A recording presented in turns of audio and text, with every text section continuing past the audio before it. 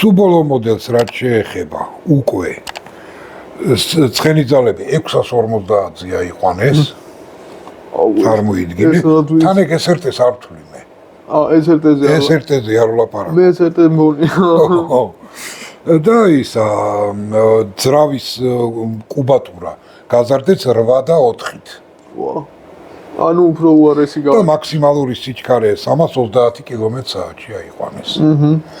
ნუ SRT იგივე 10 ცილინდრიანი ძრავია, იგივე 8 და 0, 8 და 2 ეგეთი ძრავები ქონდა, მაგრამ ცხენის ძალები მაგის იწყებოდა 550-560 ცხენიდან და ეგ პირველი SRT-ზე მაქვს საუბარი. ეხლა დამებადა ერთი კითხვა, რომელიც მაგ მაყურებელთან და შენ თუ მაგის პასუხი იცი.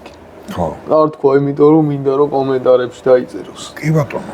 SRT როგორ იშიფრება? კომენტარებში დაწერით. და თუ არ დაიწერება, მე დავწერ. კი ბატონო, ეგრე ქენი.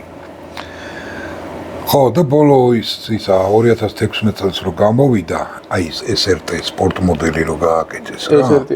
SRT-10, ხო. 800 ცხენის ძალით იყო.